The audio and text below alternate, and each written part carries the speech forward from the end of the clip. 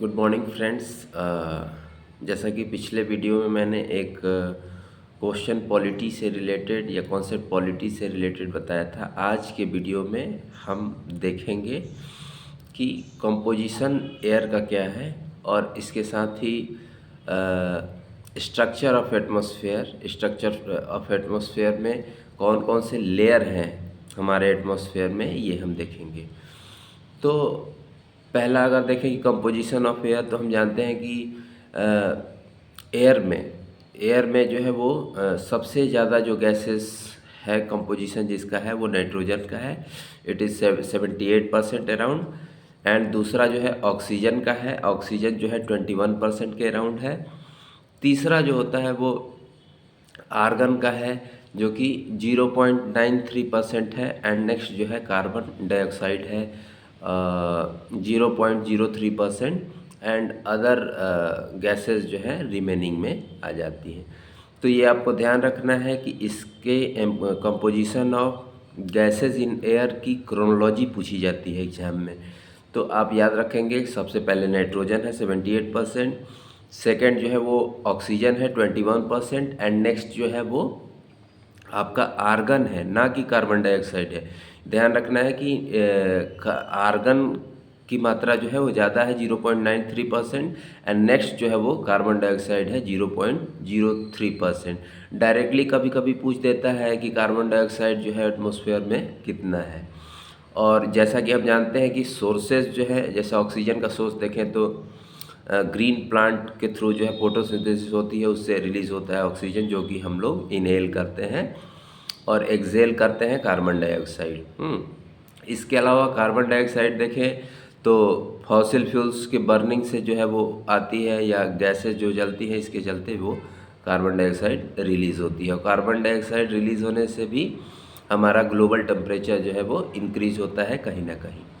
ठीक, तो ये आप ध्यान रखेंगे। दूसरी चीज़ ये है कि स्ट्रक्चर ऑफ एटमॉस्फेयर में हम देखेंगे कि कौन कौन से लेयर हैं। सबसे पहले ट्रोपोस्फेयर है, फिर स्ट्रेटोस्फेयर है, फिर मेसोस्फेयर है, और फिर जो है आपका थर्मोस्फेयर है, और नेक्स्ट लेयर जो है एक्सोस्फेयर है।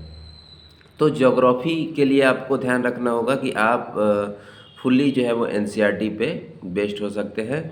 एनसीईआरटी आप कवर कर लीजिए 6 to 12, तो ये आपके लिए बहुत ही बेटर होगा। आप किसी भी वनडे एग्ज़ाम या बीसीएस एग्ज़ाम या स्टेट के कोई भी बड़े एग्ज़ाम की प्रिपेयर कर रहे हैं तो आपके लिए एनसीईआरटी बहुत ही बेसिक रहेगा, ये ध्यान रखेंगे। तो ट्रोपोस्फेयर की बात करें तो ये अप टू 13 किलोमीटर तक ये फैला हुआ है, और जितने भी वेदर फिनोमेना होते हैं वो ट्रोपोस्फेयर में होता है। जैसा कि हम लोग ऑक्सीजन इनहेल करते हैं, वो इसी का पार्ट है। और वेदर फिनोमेना जैसे हेल स्टॉर्म हो गया, फॉग हो गया, रेनफॉल हो गया, तो ये सारी चीज़ें जो है ट्रोपोस्फेयर की हिस्सा है। फिर नेक्स्ट लेयर आता है स्ट्रेटोस्फेयर। ये लेयर जो है अप टू 50 किलोमीटर तक स्प्रेड है, और ये ध्यान रखने वाली बात ये है इसमें कि ओजोन लेयर जो है वो इसी लेयर का हिस्सा है।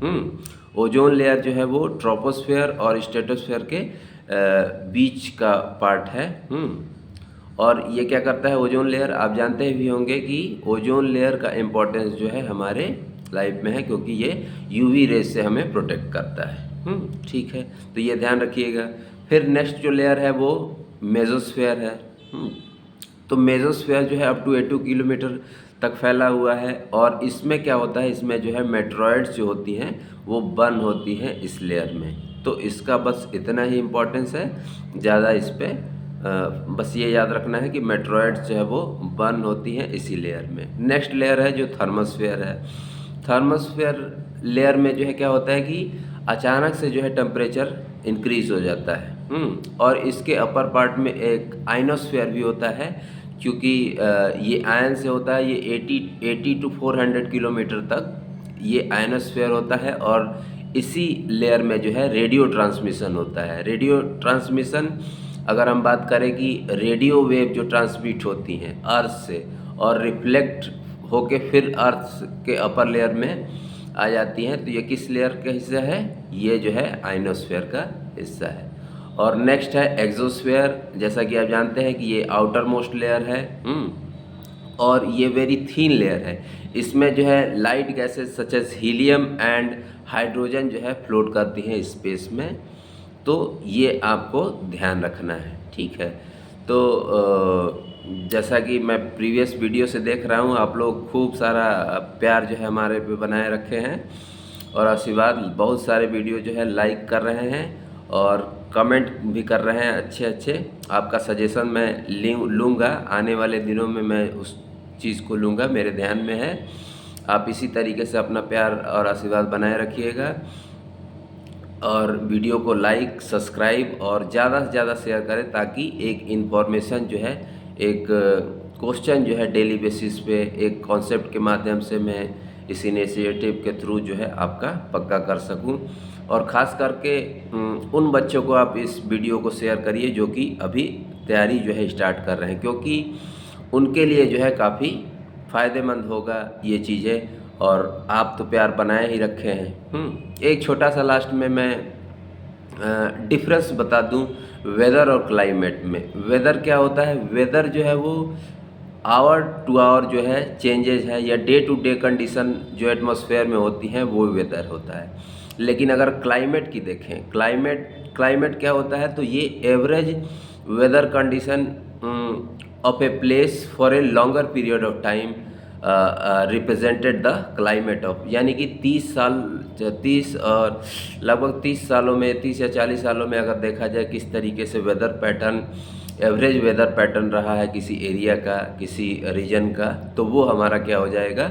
वो जो है क्लाइमेट हो जाएगा। तो ये बेसिक डिफरेंस जो है कभी कभी आपको ध्यान में रखना चाहिए, क्योंकि मे भी इंटरव्यू में, या आप किसी एग्ज़ाम में भी बैठे, या किसी बच्चे को पढ़ा भी रहे हैं, या अगर आपसे कोई पूछ भी ले कि वेदर और क्लाइमेट में क्या डिफरेंस है, तो आप आसानी से जवाब दे सकें।